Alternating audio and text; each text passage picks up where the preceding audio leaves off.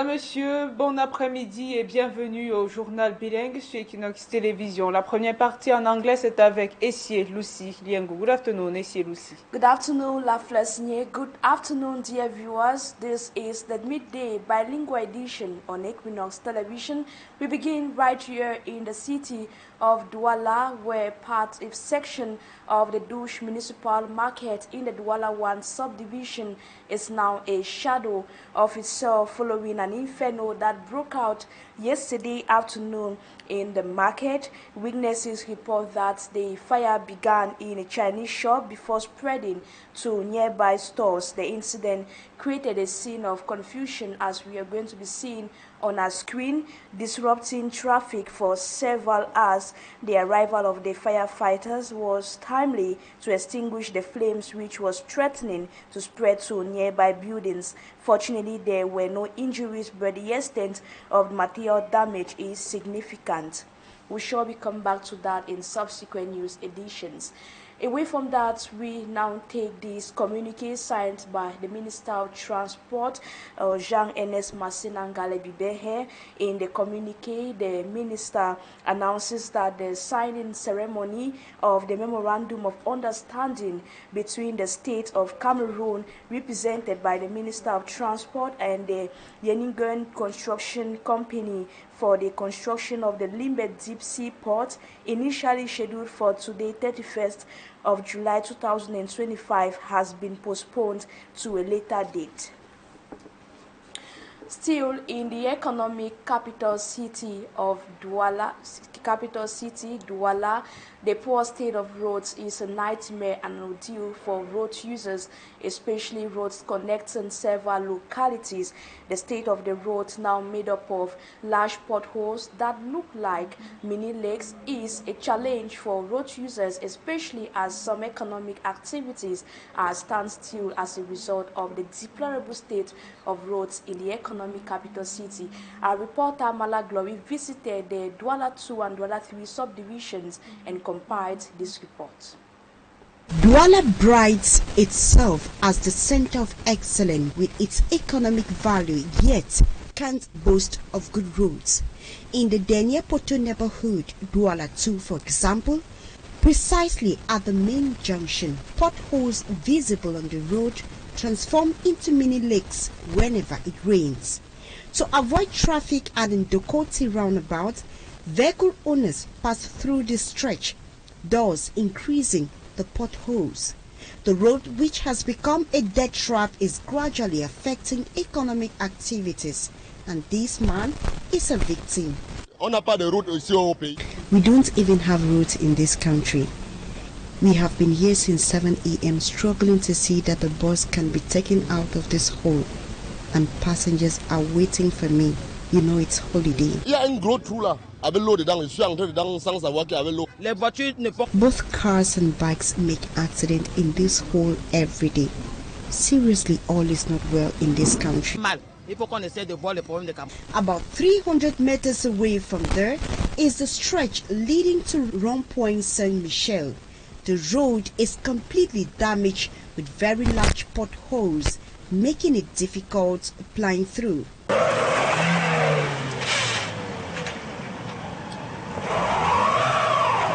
Road users say it's over 3 months that they have been suffering on this stretch, risking accidents.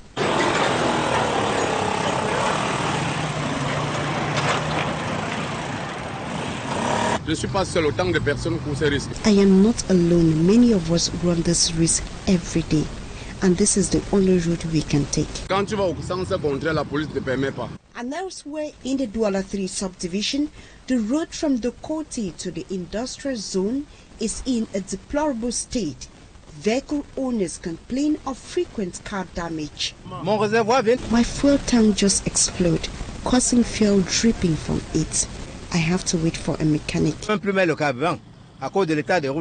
problem of bad roads in Douala is becoming a great concern.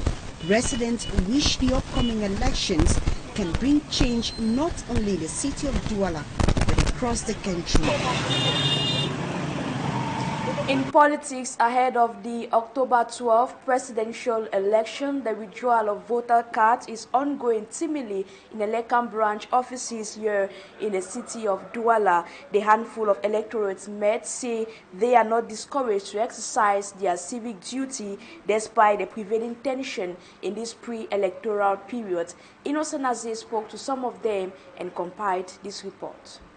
Mr. Kenny reveals to us he closed his shop in a bid to collect his voter card to exercise his civic duty come October 12. Non, c'est très important pour chaque Camerounais, vu que chaque personne doit faire son devoir de citoyen. After a few minutes of search by Elekam agents, he is handed the document. Quand tu acceptes que tu es Camerounais, everyone desires something good, and that is change. C'est pour voter le 12. Ouais, tout le monde veut ce qui est bien.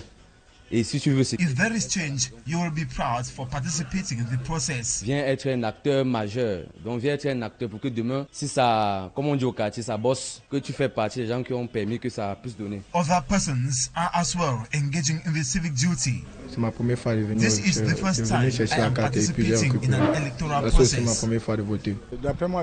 With these voter cards, I am already prepared for the election. Jour d'élection pour aller voter. They await October 12. Voice of discouragement after Elekam trashed some vital candidacies in the trash bin. Chacun est libre de faire un choix. We cannot be discouraged. Come and withdraw your voter card on election day. Endeavor to vote. It is important. Vous allez voter. C'est important. Si on veut changer les choses, if we have to change something, we must not complain. Exercise your civic duty while hoping for the change. Et tout en espérant que les choses se passent tel comme le souhaiterait. In the meantime, not all of them present got the precious document. Other electorates could not find theirs. Force needs to go extra mile. La première fois c'était... In 2010, I never had the card to participate in the 2011 election. In 2024, I registered, yet no card. I will continue research on the Elekam website when home. Donc je vais maintenant faire des recherches à la maison dans le site. In a tense socio-political climate marked by rejection of candidacies for the October 12 presidential election and opening of pre-electoral litigations at the Constitutional Council, withdrawal of voter cards goes on timidly at Elekam branch offices. In the southwest region of the country, the general manager of the Cameroon Development Corporation, the CDC, Franklin Goninjie, has expressed disappointment over land grabbers challenging the rule of law. This is after an individual destroyed some CDC buildings in Limbe, claiming to have authorization from the Minister of State Property and Land Tenure. Davidson Maimbo, Limbe-based correspondent, tells us more. We are told that hired thugs, allegedly by land grabbers, invaded the CDC property at Limbe in Tiko subdivision, Fakot division of the southwest region, removing roofs and destroying 11 blocks of semi-permanent buildings, forcing the occupant to leave their homes and sparking outrage and concern about the rule of law. The beneficiary of the property adjacent here is Mayville village. And the chief of that village is Chief Ndiko Fondasen. So it is purported that he is the one because he had expressed interest to extend his occupation in this area.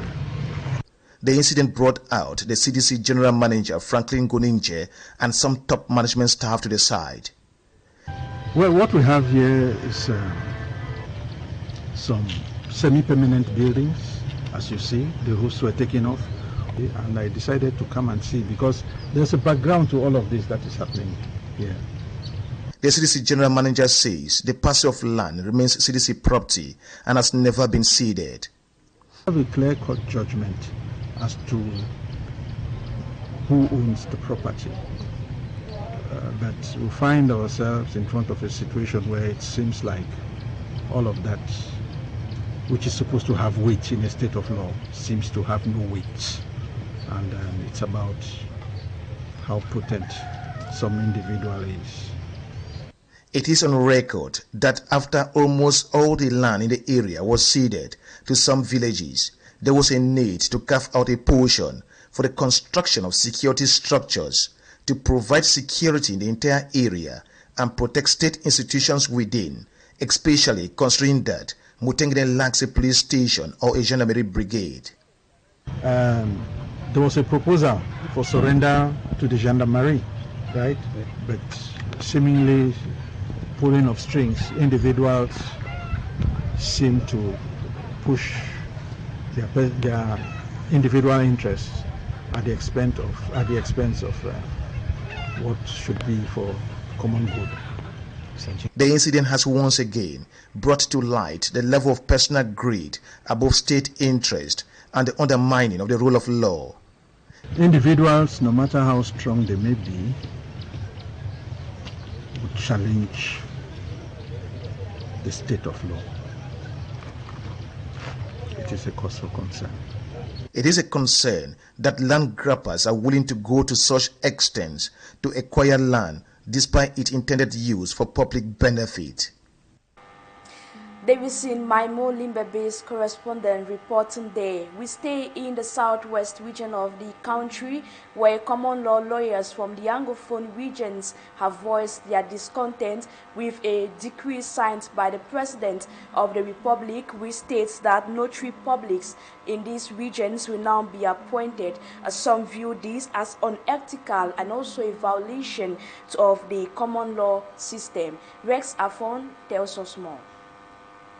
Common law lawyers in Cameroon's northwest and southwest regions are once more angry. This decree signed by President Paul Biya on July 16th this year is the reason for the disgruntlement. If you look at sub 2 of that section 116 sub 2, it states that they shall cease the practice upon the appointment of notaries in the southwest and northwest region.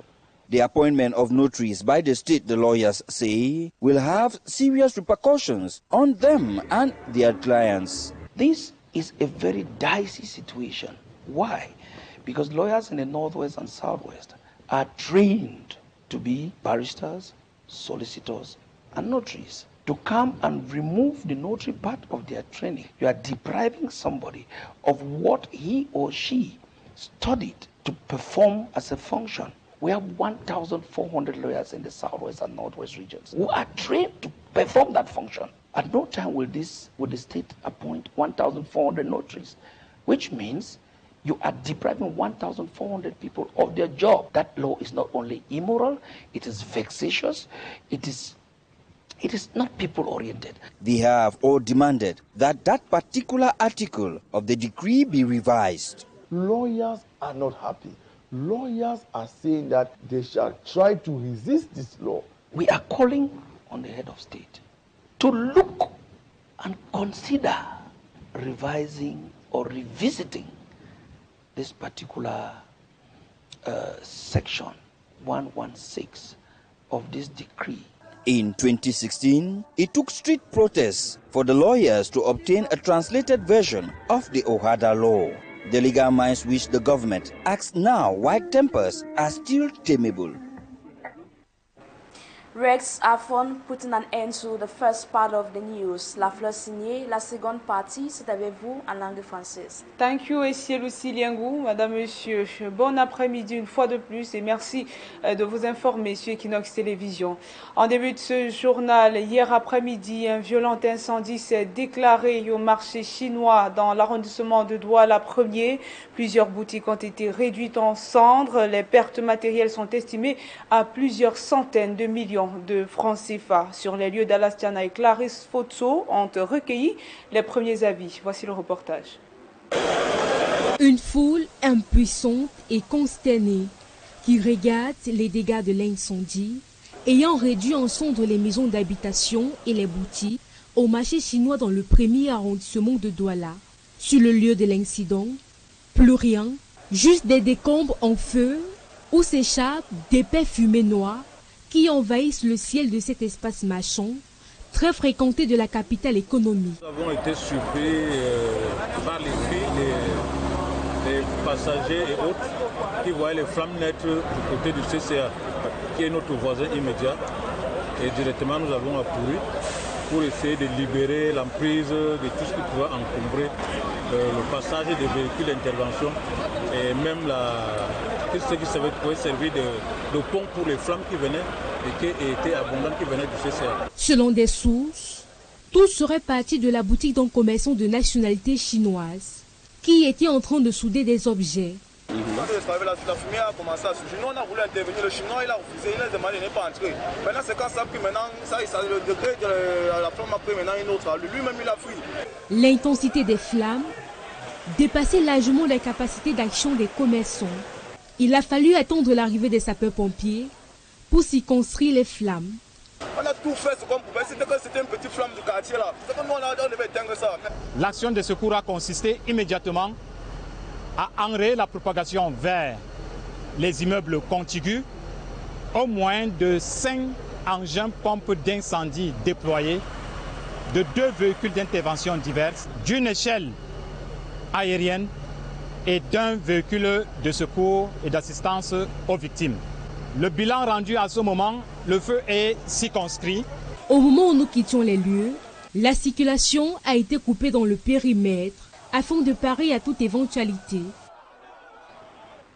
Prenons à présent ce communiqué. Le ministre des Transports, Galebi Béhé Ernest, informe la communauté nationale et internationale que la cérémonie de signature du protocole d'entente entre l'État du Cameroun, représenté par le ministre des Transports, et l'entreprise Yeningun Construction pour la réalisation du projet de port en eau profonde de Limbe, initialement prévu le 31 juillet 2025, est reportée à une date ultérieure. Et dans la suite de ce journal, le gouvernement vient de valider le plan d'aménagement du parc national du Mbam et d'Irem. Ce document présenté à Yaoundé par le ministère des Forêts et de la Faune prend en compte les préoccupations des communautés locales. Le plan met aussi en lumière les richesses écologiques du plus grand parc du pays. Le reportage de Marcel Ngansop et Rodrigue Gassi.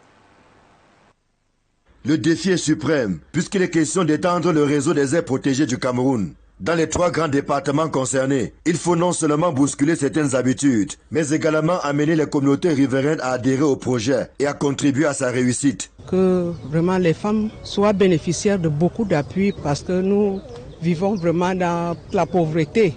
Que les gens prennent en compte le problème des femmes et que nous puissions aussi émerger dans de bonnes conditions. Sur le plan économique, ce plan d'aménagement déjà au niveau de son plan d'affaires, n'est-ce pas, va mettre certaines activités comme l'éco-développement. Nous avons les aspects d'écotourisme qui permettront, n'est-ce pas, d'améliorer les conditions de vie des populations riveraines. Le plan d'aménagement validé à Yaoundé fixe clairement les règles du jeu dans un souci de conciliation des intérêts des différentes parties. Entre l'État, qui est soucieux de la conservation de la biodiversité, dont regorgent ces aires protégées, et les populations riveraines, préoccupées par l'amélioration de leurs conditions de vie. Les objectifs quelquefois conflictuels de la conservation de la biodiversité et ceux du développement socio-économique, dans la gestion de ces espaces, il est impératif de développer les outils devant encadrer, orienter et suivre les interventions de toutes les parties prenantes. Dans ce sens, le plan d'aménagement constitue la base sur laquelle le conservateur et les autres intervenants s'inspirent pour s'assurer de l'atteinte des objectifs. Cette validation nationale est le fruit de moules pourparlers, rencontres et consultations, au cours desquelles les tenants et aboutissants du projet ont été présentés et expliqués. C'est plutôt un cadre de gouvernance qui permet de réguler les usages autorisés, de prévenir les conflits dans l'utilisation des ressources naturelles et bien évidemment de mettre les bases pour une cohabitation harmonieuse entre la faune et les communautés riveraines. Créé par décret du Premier ministre le 6 janvier 2000, le parc national du Bas-Médierem couvre une superficie de 416 512 hectares. C'est le parc le plus étendu du Cameroun et l'un des plus vastes de la sous-région Afrique centrale. En politique, devant le Conseil constitutionnel, 35 recours ont été déposés par les candidats à la présidentielle recalée et par les acteurs politiques. Tandis que certains demandent leur réintégration dans la course à la présidence, d'autres militent pour le retrait de candidatures jugées inopportunes. Parmi les recours remarqués, ceux du professeur Maurice Canto et Léon Taylor-Onana. Le compte rendu de Guizou. Ici au siège du Conseil constitutionnel, nous sommes au Palais des Congrès à Yaoundé. Vous pouvez voir derrière moi les 35 recours déposés dans le cadre du contentieux préélectoral pour l'élection présidentielle du 12 octobre prochain. Dans le détail, on retrouve Maurice Kamto, investi par le Manidem, le professeur Jean Baïbek pour l'UPC, Abdourahmane Baba, les membres du comité directeur du Front du Salut National du Cameroun, Dissa Chiroma Bakari, qui conteste sa candidature qui a été acceptée pour cette élection présidentielle, mais également le recours de Dieudonné Yebga, qui se réclame du Manidem aussi, qui sollicite du Conseil constitutionnel qu'il soit repêché. Également, un recours de Robert Kouna du PCRN, estimant que la candidature de Cabral Libi viole les statuts de ce parti. Fait notable aussi la contestation de la candidature de Paul Biya devant le Conseil constitutionnel, notamment par Léon Teller Onana et Yaya Bello. On ajoutera à ces recours d'autres, à l'instar de celui de M. Bessiping, qui estime que le trésor public lui est redevable. Désormais, il a joint devant le Conseil constitutionnel la plainte qu'il a formulée contre la ministre des Enseignements secondaires pour suspension de sa solde. Parmi ces recours, il y a également 3 formulés par Bertin Kissop, qui lui est emprisonné et qui était le premier à déposer sa candidature à cette élection présidentielle de 2025. Au total donc, 35 recours qui devront faire l'objet d'une analyse et d'une décision du Conseil constitutionnel. Cela se passera probablement à partir de lundi prochain, ici, au siège du Conseil constitutionnel, au Palais des Congrès, à Yaoundé. Depuis le siège du Conseil constitutionnel, pour Équinoxe Télévision, Juillet Guizoro. L'on note une certaine timidité dans le retrait des cartes électorales. À Douala, les citoyens sont peu nombreux à se présenter dans les antennes communales d'Elecam. Ceux qui viennent sont néanmoins motivés par leur désir de changement. Ils s'expriment dans ce reportage signé Josiane Gok et Gladys Sidier Bambadia. Nous révèle qu'il a dû fermer sa boutique afin de procéder au retrait de sa carte d'électeur. Un devoir pour le citoyen camerounais qu'il est, indique-t-il. Non, c'est très important pour chaque Camerounais, vu que chaque personne doit faire son devoir de citoyen. Après quelques minutes de fouille par les agents d'Elecam, le document lui est remis. Quand tu acceptes que tu es Camerounais dans la carte d'identité, puisque pour faire... Ouais, madame, c'est pour voter le 12. Ouais, tout le monde veut ce qui est bien. Et si tu veux ce qui est bien, ne reste pas à la maison pour dire que tu veux seulement ce qui est bien, tu veux ce qui est bien. Viens être un acteur majeur. Donc viens être un acteur pour que demain, si ça, comme on dit au quartier, ça bosse, que tu fais partie des gens qui ont permis que ça puisse donner. Comme lui, d'autres citoyens s'acquittent de ce devoir. C'est ma première fois de venir chercher la carte et puis j'ai récupéré. C'est ma première fois de voter. D'après moi, je suis prêt pour le 12 octobre parce que je viens de retirer ma carte. Je suis d'après, j'attends le jour d'élection pour aller voter. Le 12 octobre, ils ont rendez-vous avec l'histoire, rappelle-t-il, et il est hors de question de céder au découragement après le rejet de certaines candidatures. Chacun est libre de faire un choix, on ne peut pas être dessus. Venez retirer vos cartes. Ce jour, chacun peut choisir. Toute personne qui a l'âge de voter, vraiment, il faut qu'ils aillent voter. C'est important. Si on veut changer les choses, on ne doit pas toujours se plaindre. Il faut accomplir notre devoir et tout en espérant que les choses se passent tel comme le souhaiterait. Cependant, tous ne sont pas logés à la même enseigne. Certains électeurs n'ont pas retrouvé leur carte et doivent désormais procéder autrement. La première fois, c'était en 2010, mais je n'ai jamais eu la carte. J'ai le récépissé. Je me suis réinscrit en 2024, parce que l'autre était presque périmé. Mais jusqu'alors, je suis encore à la recherche. Donc je vais maintenant faire des recherches à la maison, dans le site.